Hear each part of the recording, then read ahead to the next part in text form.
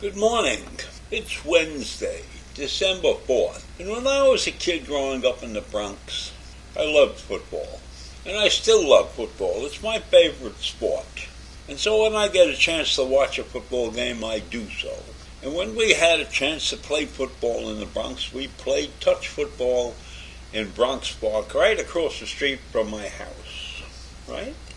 And it would be 10, 12, 18 guys, whoever it was. We were playing one-hand touch, and sometimes we'd play two-hand touch, Well, we didn't play tackle. We didn't have a lot of equipment and things like that, so we didn't play tackle. We were lucky if we had a football.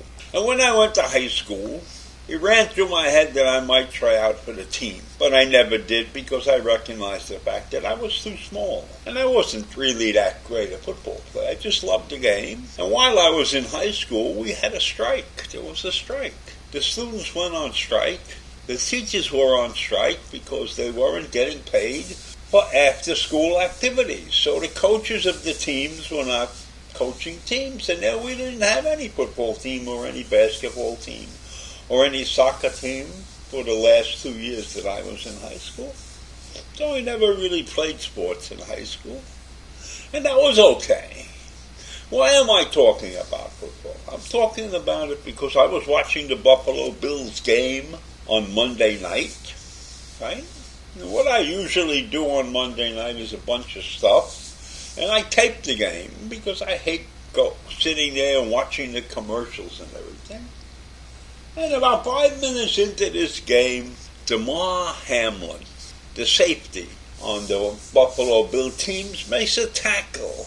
And he tackled the guy in an awkward position, and he gets knocked to the ground. But he stands right up, and then he falls back down like he's been shot. And it turns out that Damar Hamlin suffered cardiac arrest. Now, I find that to be extremely unusual because football players are in tip-top shape and they get hit all the time. You see them getting knocked over in every game. And in every game there are 2 or 3 incidents where the player is knocked down and he's hurt, or he's tripped, and he's got an ankle that's bothering him, or a hip, or a chest, or whatever. And sometimes when he goes off the field limping, they got a medical tent and he goes into the medical tent. But that's not what happened with Damar Hamlin. He was out on the field, and to me, he looked like he had been shot. He was lying there with his arms spread, flat on his back, and it was obvious, although they didn't take a real close-up of it, it's obvious that this guy wasn't breathing too well. And they rushed on the field, and they revived him somehow. He had stopped breathing. His heart had stopped working. He had gone into cardiac arrest. Now, what is cardiac arrest? Cardiac arrest apparently results from an electrical disturbance that caused the heart to suddenly stop beating properly. But it looked to me like his heart wasn't beating at all, because later on they had to get his heart moving. And they got the EMTs down to that field really fast, and they took him off to the hospital. And he's in the hospital, right? And he would have died if they didn't get to him as quickly as they did. Now, according to what I read, cardiac arrest may be reversed if CPR is performed quickly and a defibrillator shocks the heart and restores a normal rhythm in a few minutes. Whatever they did the right thing, because they got him off the field and they got him to the hospital, and right now he's in the hospital. And we don't know when the game is going to be played, because both teams were extremely upset. I have never seen teams upset like that over somebody getting injured. They didn't know exactly what to do. They gathered on one side, and I saw this guy on the Bills digs encouraging his team to maybe go out and play or not worry. I couldn't tell what he was telling them.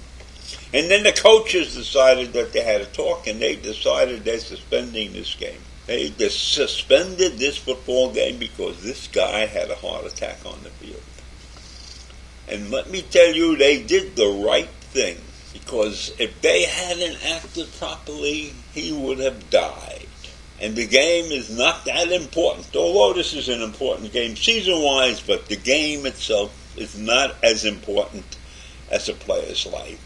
So I have to commend the coaches, and I have to commend the teammates for showing emotion, for standing out there and showing the world that when you have a teammate, or even an opposition player gets hurt like that, they came together. They were unified. It's a lesson that I think many in our country should learn. That there's a time and place for opposition, and there's a time and place for coming together and coming to the right solution. And this was the right solution. Get off the field, postpone the game, come back another day and settle it. This young man's life was at stake. Only 24 years old. That's heartbreaking in my mind. You know, when you're 24 years old, you're in the beginning of your career. He was virtually a rookie. I don't know if he even had played a season's worth of games yet. But you look at this. This is a life changer. This is a real life changer. So I leave you with that this morning. There's some very important things going on. Santos, the Speaker of the House. But this is an event that shows how people should react in a crisis. Just as important as any of these other things that are going on in the world today.